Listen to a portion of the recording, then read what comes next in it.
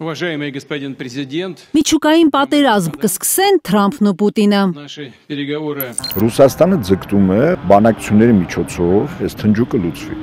Ռազմական փորձագետի խոսքով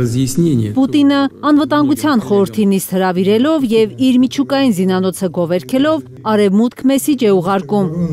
Չկա ռուսական զինանոցի զենքերը չեզոքացնելու ոչ մի միջոց։ Եթե կիրառվի, երկիր մոլորակից ոչինչ չմնա։ Թիրախին 100%-անոց հարվածում է։ Բուրիվեստնիկի ի հայտ գալը նշանակում է, որ երկիր մոլորակի վրա ցանկացած պետության կամ ռեգիոնի տարածքում ռուսական բուրիվեստնիկները կարող են ուղղակի տարիներով կանգնել, որտեղ միջուկային շարժիչով է աշխատում, միջուկային ռեակտորով, էներգիայի ծախսի խնդիր ինքը չունի։ Էներգիայի ծախսի խնդիր չունի նաև միջուկային շարժիչով ստորջրյա Պոսեյդոնը։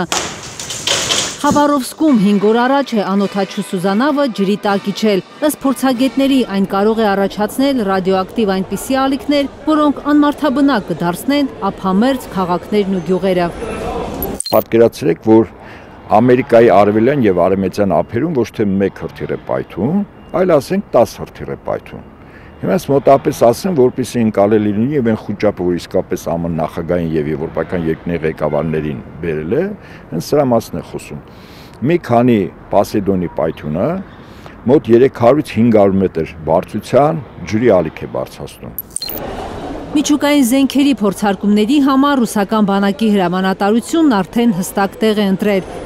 Ռուսաստանի հյուսիսում Նովայա Զիմլյա անմարդաբնակ կղզիների տարածքի մասին է ակնարկել Ռուսաստանի պաշտպանության նախարարը անվտանգության խորհրդի նիստում։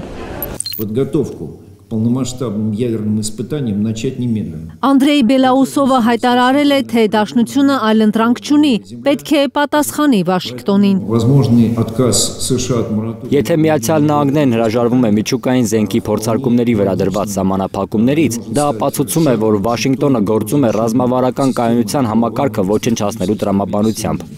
3 օր առաջ է Միացյալ Նահանգների առաջնորդը փորձել արդարացնել միջուկային փորձարկումները վերսկսելու իր որոշումը ու հայտարարել, թե իր երկրի զինանոցում աշխարհում ամենաշատ միջուկային զենքը կա, այնքան շատ, որ կհերիքի աշխարհը 150 անգամ պայթեցնելուն։ Վլադիմիր Պուտինն էլ պատասխանել է, եթե Միացյալ Նահանգները կամ միջուկային փորձարկումների համապարփակ արգելման պայմանագրին միացած մյուս պետությունները անցկացնեն այդպիսի փորձարկումներ, իր ձեռքը ոչ ոք չի բռնի։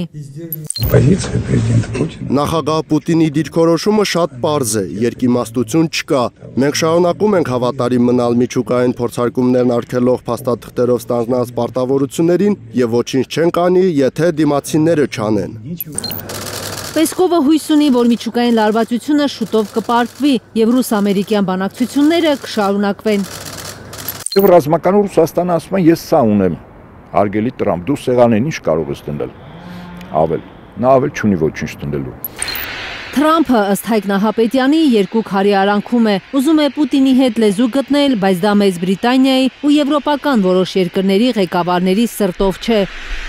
Նրանք շահագրգռված են, որ ռուս-ուկրաինական պատերազմը շարունակվի, ավարտվի ռուսների պարտությամբ ու միաբևեռ աշխարհ ստեղծվի, որում խոսքի իրավունք չի ունենա Ռուսաստանը։ Ռուսաստան նախագահը շատ վաղուց էր ասել, մեզ պետք չի աշխարհ, որտեղ Ռուսաստանը չկա։ Սա նշանակում է, որ եթե պահը գա, ինքը կամ կդրսևորի, եթե միջուկային պատերազմա հարցը լուծել ուժի տեսանկյունից, իսկ այս առումով ոչ Եվրոպային, ոչ Միացյալ Նահանգներին, ոչ մի լավ բան ապագայում չի խոստանում։ Արևմտյան լրատվամիջոցներն արդեն աղմկում են, թե Ռուսաստանը միջուկային պատերազմ է սկսում։ Դա ամբողջությամբ հակառուսական հիսթերիայի տրամաբանության մեջ է։